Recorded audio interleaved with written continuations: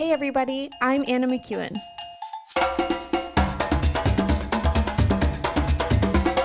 And now for Bob Switzer with the Epic Narrative. Well, good day to anybody who's out there listening to the Epic Narrative, because that's exactly where you are, listening to the Epic Narrative. Here we are, all the way into chapter 37 of the book of Genesis. And, as you know from last week, we're only through verse 11. So we're going to pick up at verse 12 of chapter 37 in the book of Genesis, where it says, "Now his brothers had gone to graze their father's flocks near Shechem. And Israel said to Joseph, 'As you know, your brothers are grazing are grazing flocks near Shechem. Come, I am going to send you to them.' 'Very well,' he replied. So he said to him, 'Go and see if all is well with your brothers and the flocks, and bring me word back.' Then he sent him off to the valley of Hebron, where Joseph arrived at Shechem." Wait, okay. Now, we need to stop there because we can't keep going at this current rate. We've missed so many details. He says to Joseph, he's like, "Come here. I want to talk to you." Right now, remember, Joseph is in charge at this point. You can tell because he's not out in the fields running around with the sheep like his brothers are. And now his brothers, remember, they were all born within a 7-year period of time. So it's, even though Reuben is the oldest, everybody in between is pretty close. 7 years is pretty close, especially, when you're pushing, into your 20s. At that point, it's kind of like everybody's the same. But Joseph is in charge, and everybody knows why Joseph is in charge. He's in charge because Dad loved his mother more. Made no secret of it. So they were gone. They were grazing their father's flocks near Shechem.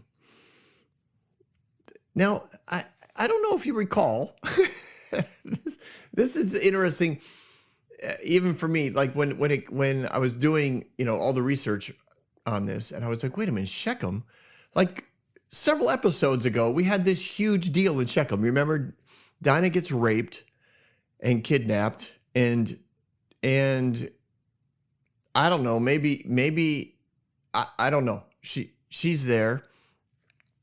I have no idea what it would be like to be raped in that culture. I have no idea what her expectations were. But the bottom line is, she was noted in legend to be that outgoing type of personality. She gets in there into the city with all the other women, wherever they were, around the watering hole or whatever. She gets noticed by the prince. She gets taken back.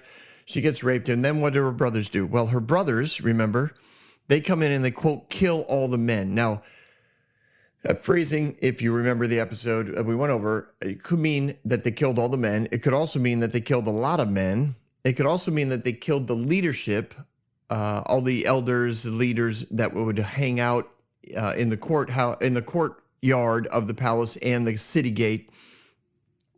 Either way, this is where they went to graze their flocks. They're not a welcomed group of people. They're not, at the very least, they're either hated or feared by the people of Shechem. I'm guessing there are relatives in Shechem that didn't appreciate whenever their names were mentioned. And this is why I don't think that when it says like they killed all the men of Shechem, that it meant that they killed all the men of Shechem. Is that Shechem is still a city and is still operational at this time. And there's men and women that are there, that the city has not lost rhythm, so to speak. I think they probably killed all the elders and leaders in and around the city gate and the palace. And the rest of the men just were left to pick up the pieces. And there were a lot of families that were impacted by what they did. And a lot of families probably hated them, and a lot of people were afraid of them because some of them looked at it like a spiritual attack.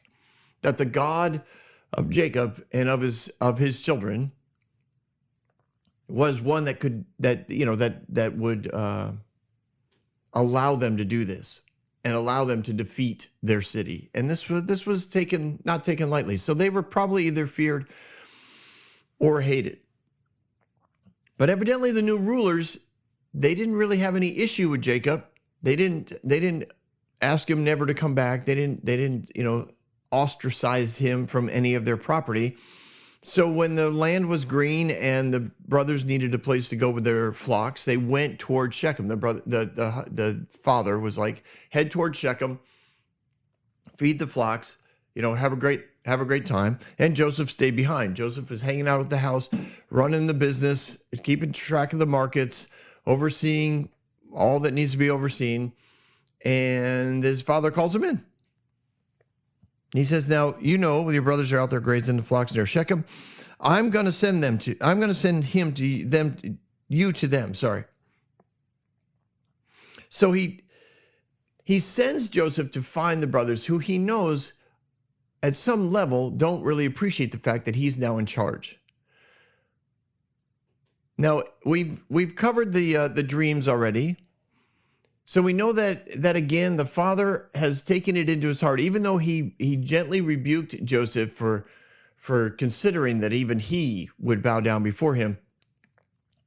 He also pondered it in his heart. He was like, you don't bring up these kind of dreams unless you're really convinced that God gave them to you. That was part of the culture of their day.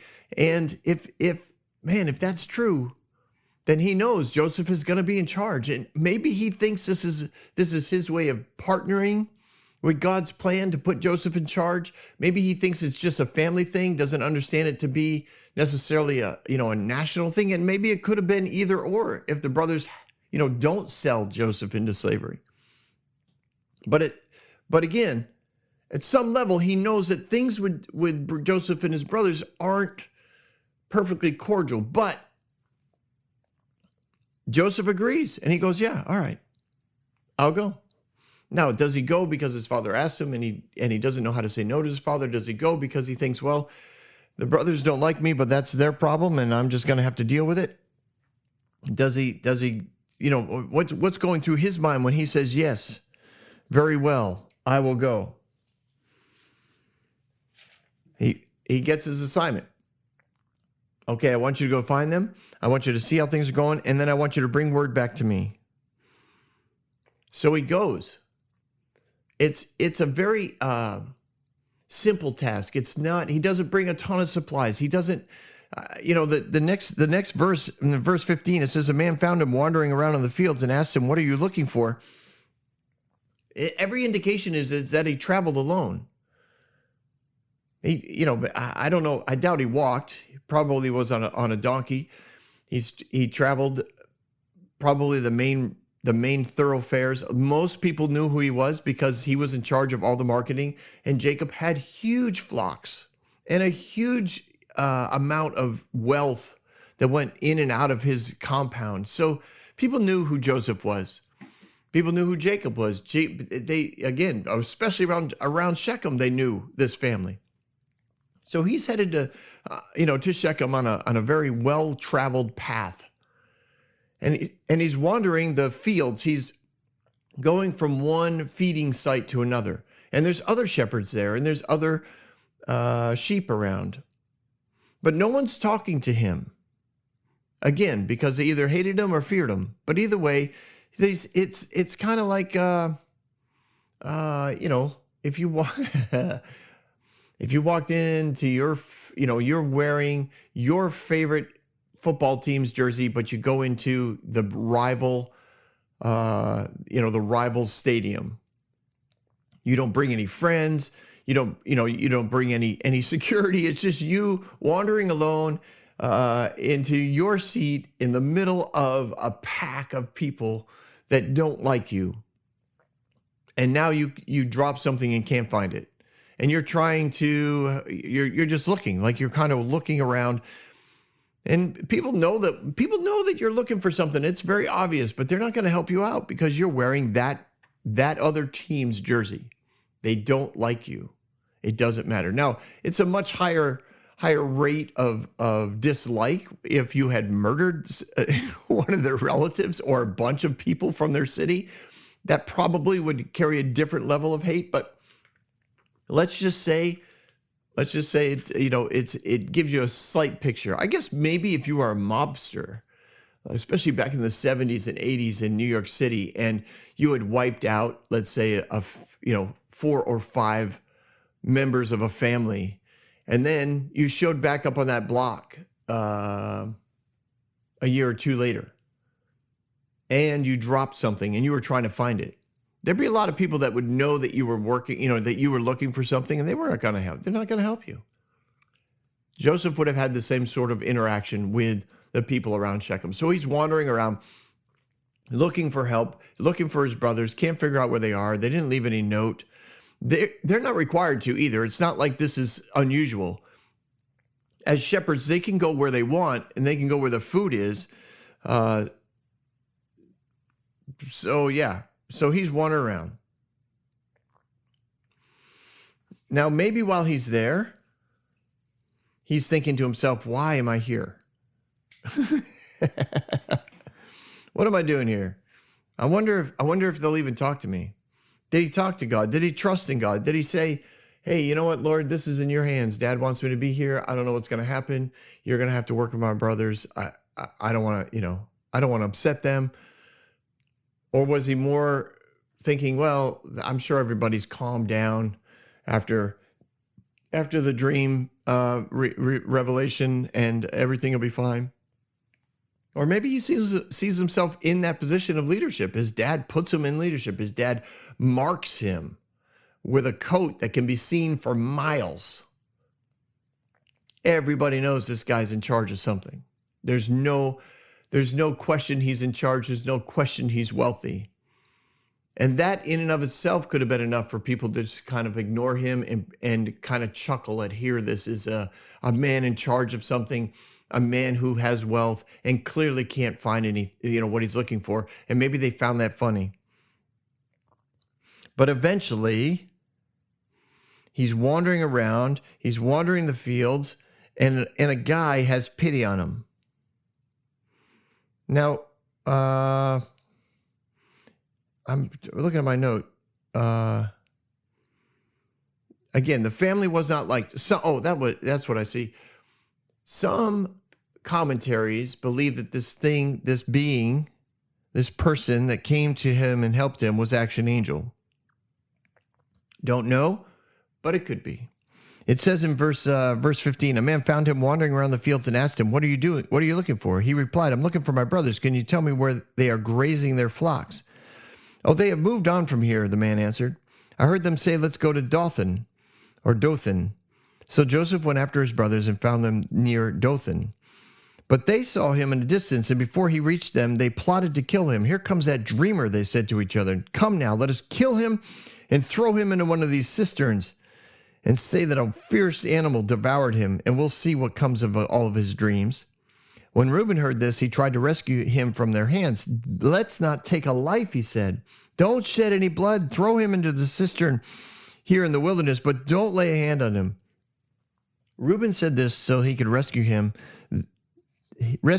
from them and take him back to his father. So Joseph came to his brothers. Oh, okay. Well, we'll just stop there because there's a lot there, right? There's a lot there. So Joseph finds out that his brothers are in Shechem, or in Dothan. I say Dothan instead of Dothan because it sounds like Gotham, and it kind of gives you that dark, eerie feeling from Batman. Anyways, at least it does in my head.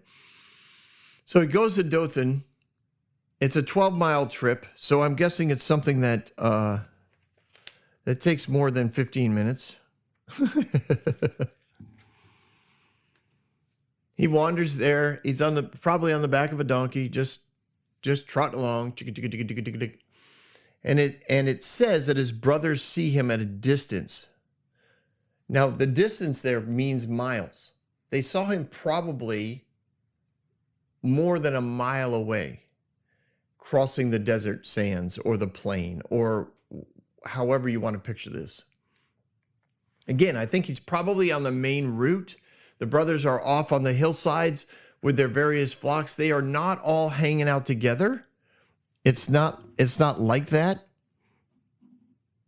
When things are when you're a shepherd out there, it's not like all the brothers, hung out together, really close to one another. They would be with their flocks. They'd be half a mile, 3/4 of a mile apart. They'd see each other on the other hillside.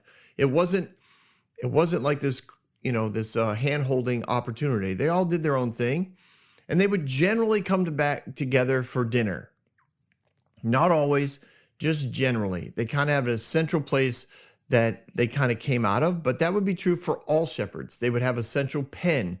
If where you were at, you could put up a temporary pen and spend the night there with your sheep, or you could bring them back to the pen at the main gates, and you would, keep your animals safe from wolves and coyotes and tigers and lions and bears and marauders and all that kind of stuff. So they're all spread out, and they see him coming. I picture him traveling again out on a plain or coming into the valley, and they see that frickin' coat. And some of them look at one another and they say, "Ha, here comes that dreamer. Let's kill him and throw him into one of these cisterns." Now, cisterns were holes in the ground that were used to collect water during rainy season, so that you wouldn't have to go as far to get water. And they were used all the time. But when it dried up, they dried up. They weren't necessarily lined with, with bricks to keep the water in there for very long. It was just designed to kind of hold it there for a little while. So they see him coming, and somebody has this brilliant idea. They're so upset about these dreams that they were going to bow down to this kid. They are so upset because he's already favored by dad. He's already been put in charge of the family. He's already been put in charge of the business. They can't make a deal on their own without running it through their littlest brother, who happened to be, born from the quote favorite wife. There's so much dysfunction going on in this family. It's ridiculous if you wanted to break it down sociologically and psychologically. The internal battles and the emotional baggage that these brothers had to be carrying around is ridiculous. All that being said, Joseph's coming along. Somebody wants to kill him. Now, as they get fired up, and I'm guessing, they start heading toward the central location, which is where Joseph is probably gonna, is kind of maybe sees it from a distance. He's like, oh, like there's their main camp. There's the family tents. There's the colors of the family coverings over the tents. I'll head there and meet up with the brothers and see how things are going. So he's working his way there. He probably could see the tents from, a couple miles away. So the brothers are kind of headed there. Reuben picks up on kind of the energy that's going on, and out of maybe out of curiosity and concern, he trots over there as quickly as he can, and he hears what they are considering. Now, when Reuben hears this, verse 21, he tries to rescue him from their hands. "Let's not take his life," he said. Okay, now I wanted you to keep that in mind. Reuben, at some level, had the most opportunity to be offended by Joseph's favor, and the most opportunity to be offended by Joseph's dreams, because Reuben was the oldest brother. Reuben was the firstborn. He was conceived on the first wedding night of Leah and Jacob. This was a big position. So here he is.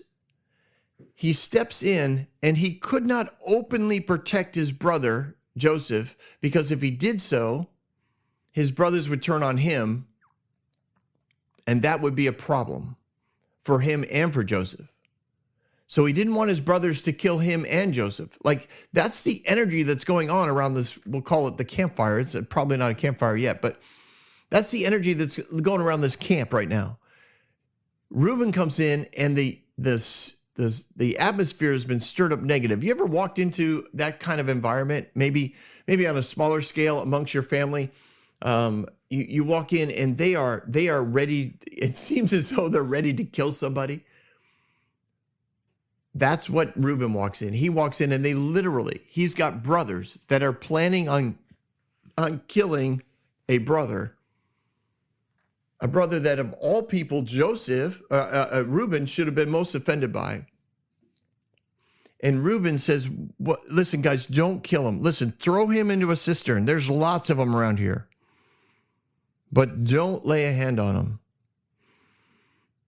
Now, he said this with the purpose that he would come back, rescue Joseph from the other brothers, and take him back to his father. Reuben was going to risk his position of honor in the brothers. Like all the brothers knew, this is our firstborn. Like Reuben was the brothers' pick to be the leader. And in their own way, they probably had all told to Reuben, listen, if Joseph's ever out of the way, like you're the leader, you're the one we're going to get behind. You're the one who should be there. You're the one who should have gotten that coat. You're the one you did the right thing, taking on your father. You did it. So Reuben understands he has a lot of sway in his words. So he says, all right, listen, let's not take his life. Don't shed any blood. Throw him into a cistern. In other words, I don't, let it go. Let him die on his own. But don't put blood on our hands. So, in doing so, Reuben puts himself in a position as protector of Joseph. Now, he knew that if Joseph died, his father would be devastated. He knew that. He didn't want to see his father devastated. Do you understand? He doesn't want Jacob to go through the death of his favorite son, which speaks to some level of empathy that he has for his father, some level of love for his father. Now, maybe because of the emotional abuse he's had from his father, but be that as it may, it's not something I can speak to personally. It's just one that I can speak to from working with people who've been through various levels of emotional abuse. Sometimes they have this incredible desire to protect the people who have done the abusing. And I think maybe Reuben has that when he's saying to himself, I can't let my father go through this. He's already lost the position. Remember when his father, when Rachel first died, Reuben was the one that either literally picked up the bed of Jacob and moved it in with Leah, or vice versa. But at some level, he tried to take control of the family at that moment. He tried to manipulate his father to sleep with his first wife again, with Reuben's mother. And you remember Jacob was not happy about it. He was quite upset. And Reuben had lost his position, if you want to call it that, his position of honor as far as the father was concerned in that moment. He tried to manipulate Jacob, and I think the brothers stood by him, especially those that were also born of Leah and Leah's handmaiden. I forgot her name currently, but I think they especially thought he did the right thing. So there was, obviously a little bit of a civil war probably going on within the family, but all of that I think is poured into this decision to protect Joseph.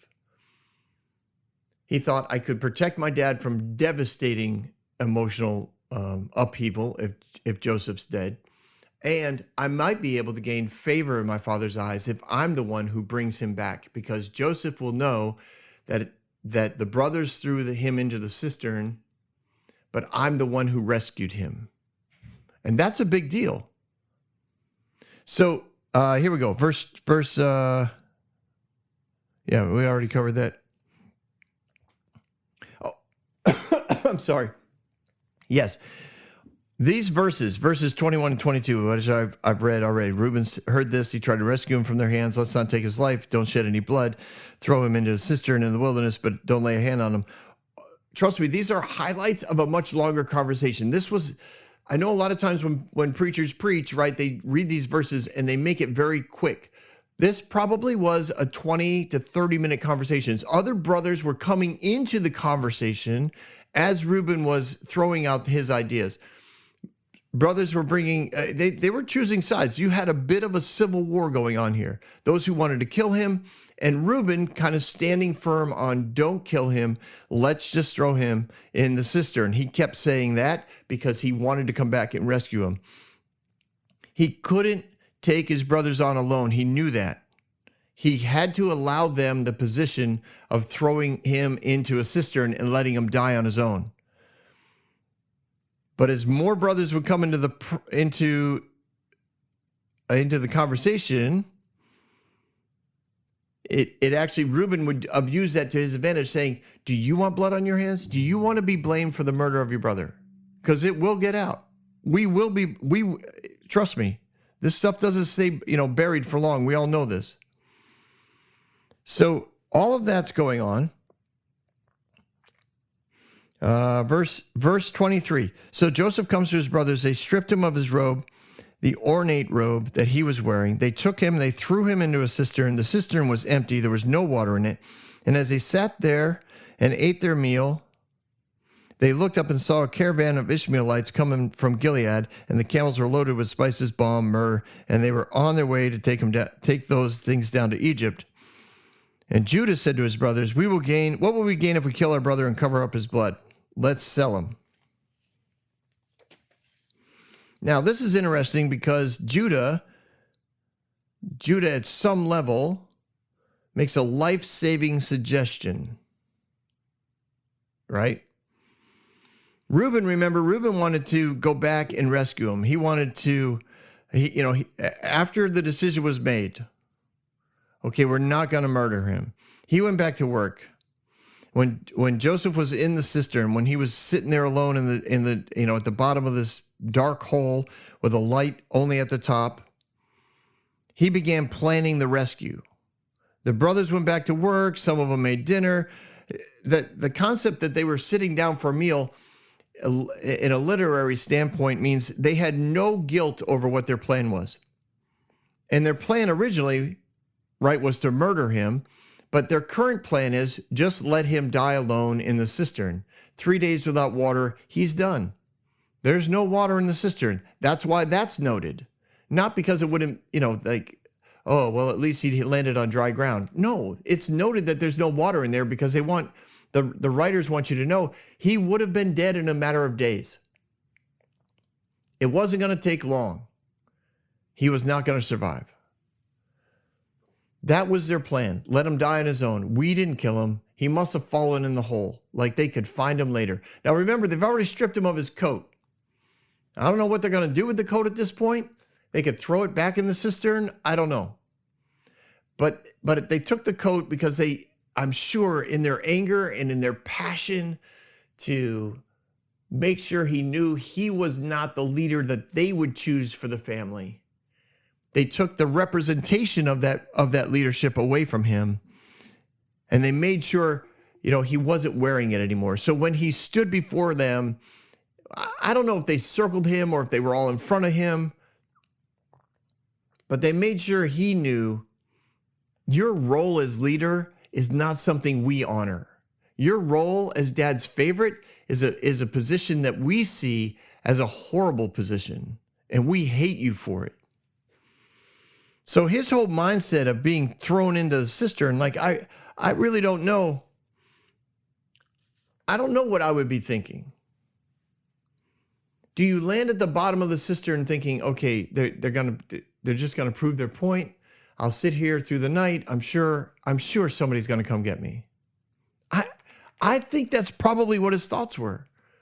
Remember, he has great confidence in those two dreams, or he would not have shared them with the family because he knew they didn't like him to begin with. So I'm guessing at some level he's sitting there curled up, I don't know, laying down. He's just sitting there and he's thinking, somebody, they've got to come back for me. They've got to come back for me. I'm sure they're coming back for me. Meanwhile, the brothers are having dinner. They have no guilt. That's why that's written. Judah makes a life-saving suggestion, which again alleviates guilt. He says to his brothers, "What will we gain if we kill our brother and cover up his blood?" Now, it's not all the brothers. Reuben's not involved in this conversation. I kind of wonder what he would have said if it's true. If he was there. Sorry, if it's true. If he was there. Like, how would he have interacted with it? He clearly wanted to save Joseph. He did not want anything bad to happen to him. Now Judah is saying, let's not even let him die on his own. Let's pull him out and let's sell him into slavery. Now it's possible that he saw this as a passive way to save his life, to not feel guilt about murdering a family member. And here's another suggestion. It's possible that his thought was, I can redeem him later. I can track him down and buy him back. What we're really trying to do is teach him a lesson that we don't want him to run the family. What we're really trying to do is let dad know that his favorite son is not the son that we want to be answering to. Now, I'm guessing the majority of brothers were there at dinner, but not all of them. And Judah sees no benefit to the family of letting Joseph die. So they're all like, yeah, that's a good idea. The brothers agreed. It was unanimous. I think at some level they probably were all thinking, it's probably not a good idea to murder a brother. Some of them had already been involved, remember, in a bunch of murders of the men of Shechem, and maybe they were feeling some guilt from all of that work, and they were thinking, I don't want any more blood on my hands. This is no fun. Or maybe they had talked with their brothers who had killed a bunch of the men in Shechem and thought, I don't want to go through that. Man, that guy's messed up. I don't want to be like you. All right, so, oops, I picked up the wrong paper. So they said, yes, let's do it. So the Midianite merchants came by. His brothers pulled Joseph out of the cistern, sold him for 20 shekels of silver to the Ishmaelites who took him to Egypt. Now it's noted that these guys were not human traffickers, okay? They were spice traders. They probably were not in the business of picking up slaves, but picking up slaves would have been something of a normal thing to do along the road. As they're pulling them, Joseph out of the cistern, it is implied that solemn vows were taken by everybody who was there, including Joseph, to never speak or tell anyone what had occurred. Now, this is from legend, okay? This is oral tradition, but it does coincide with the concept, or at least help us understand why Joseph remained silent even after he became the second most powerful person in the world. Why he never sent a message back to his father. Even in Potiphar's house, when he was in charge of Potiphar's home, he could have written a note, given it to any other of the underlings, and say, get this to a merchant, a large merchant, a rich merchant in this land of Egypt, in this land of Israel, or whatever, the Canaanite land. They would have gotten it. Like, no questions. Nobody would have opened it. He could have sent Jacob a note saying, hey, Dad, some bad things happen. I'm alive and well. I'm in Egypt. Come and visit me anytime. I'm in charge of a home. I'm a servant here, but come and see me anytime. There's so many ways he could have reached out to him. But according to legend, when Judah went to the cistern and he yelled down to Joseph, Joseph probably stood up and was like, yeah, what do you want? He's like, listen, do you want to live or do you want to die? Well, I want to live. Okay, listen. You need to swear, and whatever that vow was, whatever that covenant was, that you will not tell any soul for as long as you live what we did to you. And we will get you out, and we're gonna send you away. And you are to never return. And I'm sure Joseph, right? If you're stuck at the bottom of a cistern, what options do you have at that point? You've come to realize by the brothers that are now standing around the top that if you don't agree to this vow, you're not getting out alive. They are not going to let you live. The plan has become clear. It wasn't to scare him, it was to kill him. Now, he doesn't know that Judah is still making plans to come rescue him. He doesn't know that. Judah could not let that on. If Judah had let it on, then I'm sure Joseph could have said something, or at least delayed what was going on in some way. Or he could have said, I demand, that Judah also be part of this. Things could have turned quickly in Joseph's favor, but he didn't know what was going on. So he makes the vow, and they let down the rope, or they let down the ladder, and they pull him out, and they stand next to him, and they do whatever it is that they do. They could have cut their finger and pinky swear, but usually a vow of this magnitude meant grabbing the inner thigh of each other. In other words, to say this value, on the value of my life and everything that brings life out of me, the loins, I swear that if I break this vow, I will die, my children will die. So that's why they would grab or hold that part of the male apparatus. Move on, Bob. So, yes, here we go. Now, Joseph gets sold, right, to the Midianites, but when he gets to Egypt, and we'll get into this some other time, but 2 traders are named, which probably means he was sold again. He was sold again before he got there. So the Midianites, who probably were, like I said, spice traders, as they're getting closer to Egypt and the markets, the market people start running into each other, they run into a slave trader, and they're not looking to get into one or the other. So they look to either get their money back, maybe a little bit more, and the slave trader takes on Joseph. So Joseph now becomes a little less easy to track down. If Judah's plan was, I'll find him later, as far as Judah's concerned, I sold him to spice traders with the idea that they would probably keep him as a worker, and he would be part of the trading, not conglomerate. What do I want to say? The merchants moving back and forth across the land. So it would be easier for him to find him. He probably didn't expect the Midianites to sell him to a slave trader, who then sold him to the trade market, who then sold him to Potiphar. So the more he got sold, the less likely it was Judah could have ever tracked him down, if Judah had ever tried to. And we don't know. He might have. So they make this vow, they make the trade, they make the sale, they head down to Egypt. When Reuben returns to the cistern, he sees that Joseph's not there. He tore his clothes. He freaks out. This is how passionate he was about making sure Joseph didn't die and making sure his father doesn't go through the emotional turmoil of losing his favorite son. So he tore his clothes, and he runs back to his brothers, and he says, the boy isn't there. Where can I turn now? In other words, what am I going to do? It's bad enough what I did with Leah's bed. Now my father will kill me. He holds us responsible. He's going to hold me responsible for this. So they went and they got, sorry, I just made it really bad.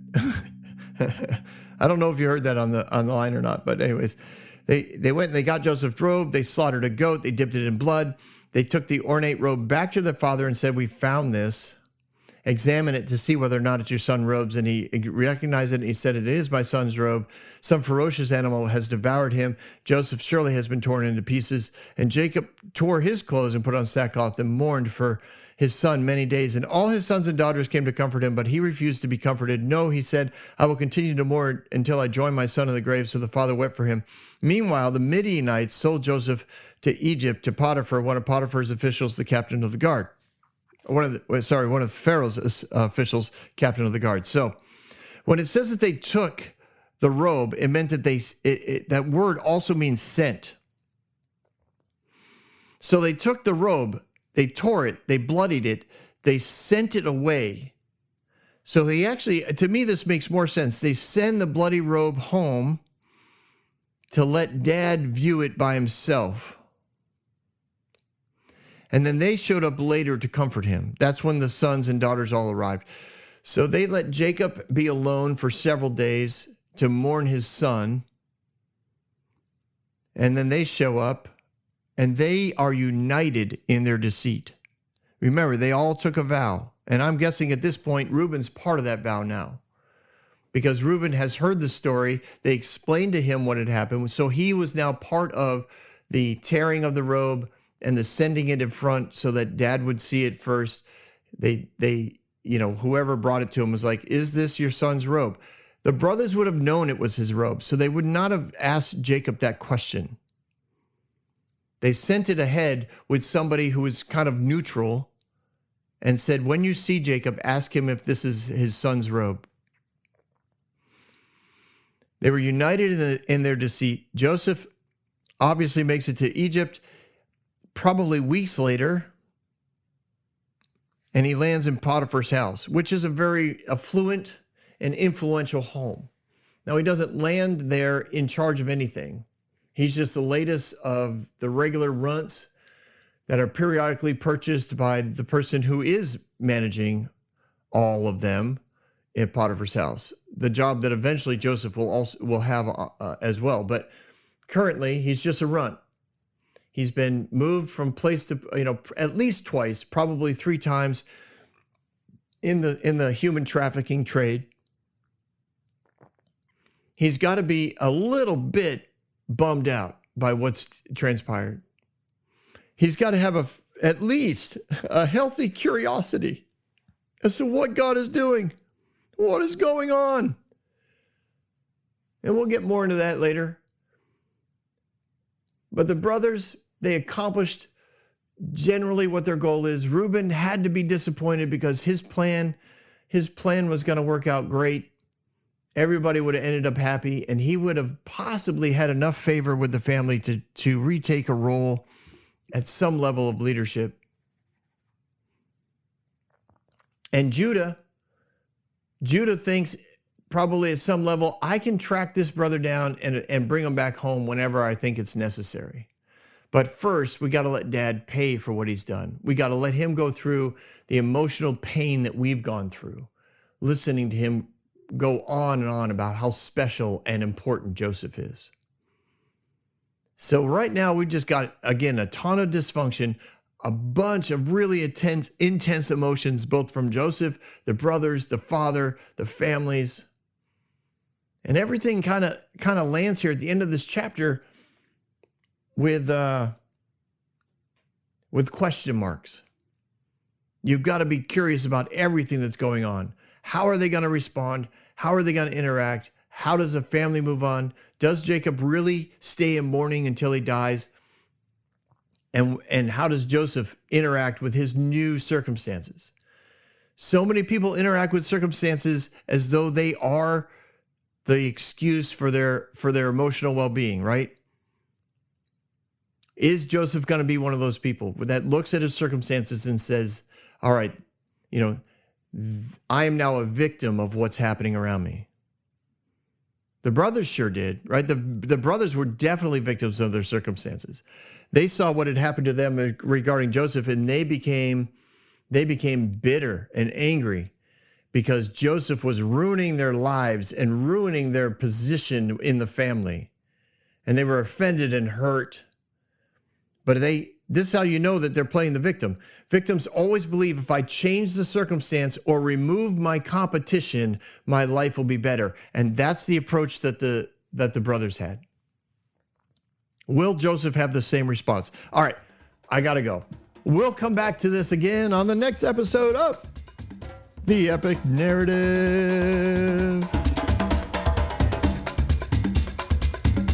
Don't go anywhere. We've got Bob Thoughts.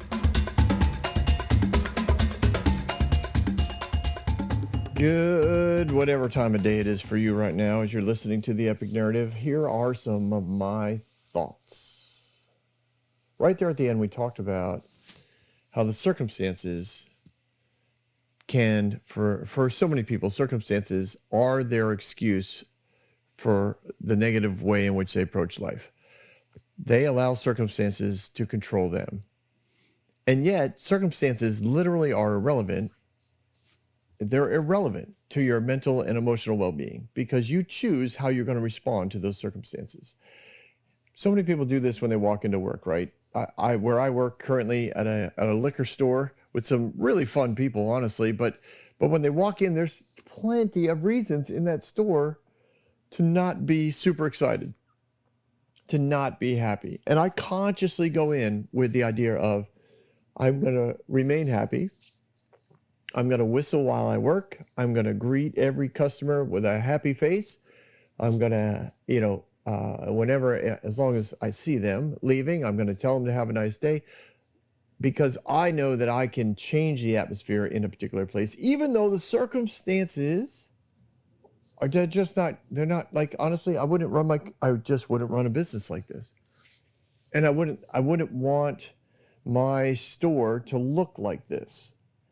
The way things are, I guess you could call them organized, or the lack thereof. The way things are sold, the presented, the way things are designed and there's probably less than 15% of what happens in that business that I would also let happen if I was in charge. But I'm not in charge. I'm just an hourly employee told what to do, and that's what I do, and I do it to the best of my ability, and I choose to do it with the best attitude I can. Now, sometimes I am overwhelmed physically with all that needs to be done, and I am physically tired. And so it's interesting to me because people I work with notice it. And I laugh because sometimes they say stuff to me and I think, wow, that is just, in and of itself, that's just a really rude thing to say to anybody. But they'll say things like, Bob, you look terrible, is what they don't say terrible. They use another word.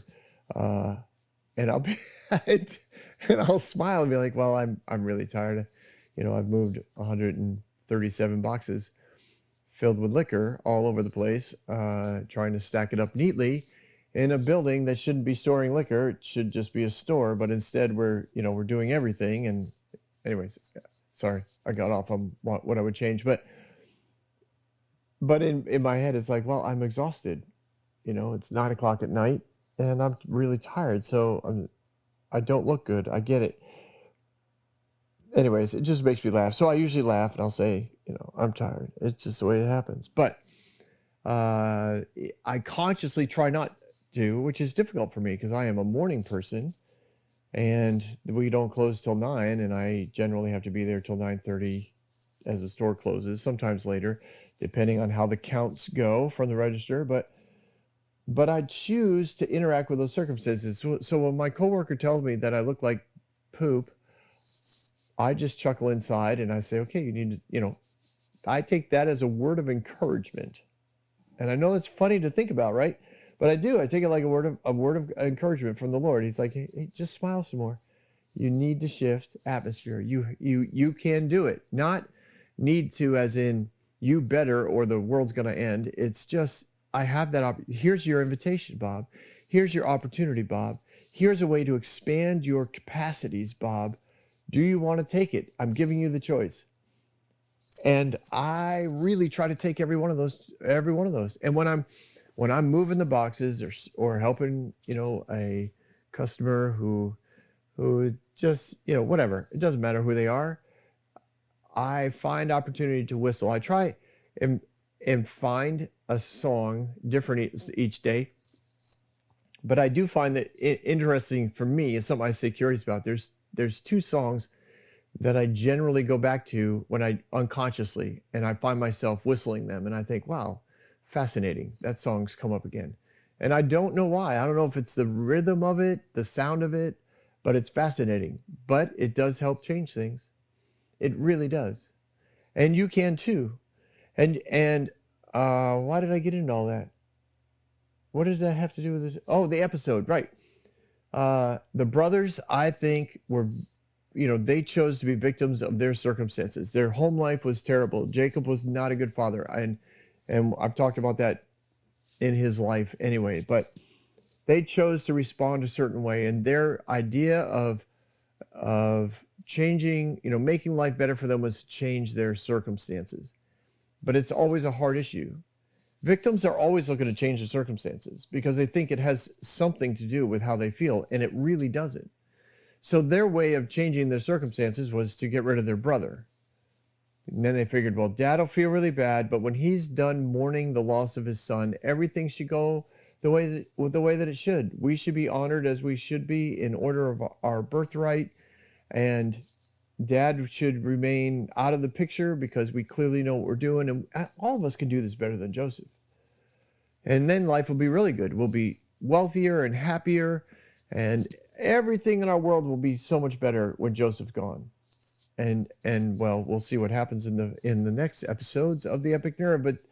But please do your best when it comes to circumstances around you that you think, I have to change this in order to deal with life.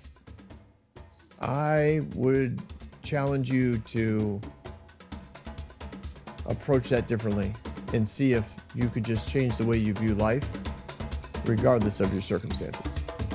Have a good day, everybody.